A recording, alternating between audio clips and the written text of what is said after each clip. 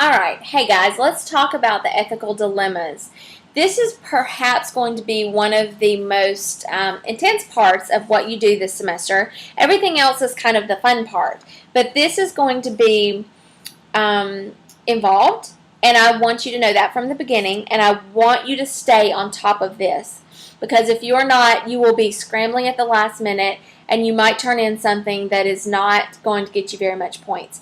And this is a high point. This is worth more than your final, actually. So just to give you a quick, you can read your syllabus, so hopefully you understand already what you're supposed to be doing. But just to clarify, ethical dilemmas are things that we face in our profession. You know, whether it's the parent that we're not really sure what to do with, a situation with a child, a situation with another coworker. We have lots of ethical dilemmas. I'm sure that some of you, if you are already teaching, have gotten into some of these dilemmas. So what you are going to do, your book sets out, there are 17 chapters in your book, and your book sets out an ethical dilemma at the end of each chapter. Basically, it's kind of a story that says, this is something that happened, how would you handle it? And then what I want you to do is you'll create a Word document for each dilemma should be one Word document. And in that Word document, you will type the chapter number. So if it's chapter 2's dilemma, you'll write chapter 2, and then right under that, you'll retype the question or retype the dilemma. And just single space is fine. And then after that, you'll open it up to double spacing, and you'll write at least 500 words, which that sounds like a lot, but it's about 2 pages double spaced, maybe a little more, but at least 2 pages double spaced. Tell me how you would handle that dilemma.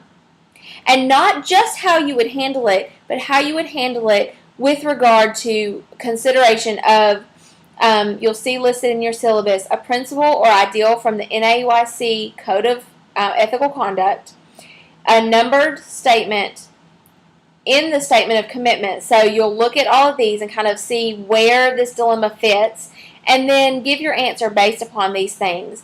And a NAUIC program standard. So you'll find those in your book. You can find them online if you just want to find them there. But I want you. This is where it gets kind of tricky, because what you have to do after you type out everything, how you would handle your dilemma, I want you to find someone to discuss this with, a partner. And there's a couple of different ways that we can handle this. One is you can type out your assignment, print it out, take it and talk to your partner. I'll get back to the partners in a second.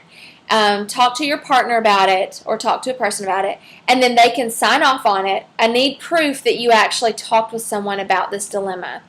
And then you can scan it and send it back to me. Or you can have the, or I can I may upload a Word document that you can print out and take with you to each one of your meetings with somebody, and they can sign it and date it, and something that says, I met with this person about ethical dilemma in chapter 2, and you just fill out the information. I think that may be one of the easier ways to do it, but I am open to, however, if you have another idea. But I do want you to have them sign off saying that they actually met with you about this ethical dilemma. Doesn't have to be a long meeting, 15, 20, 30 minutes, just talking about how you would handle it.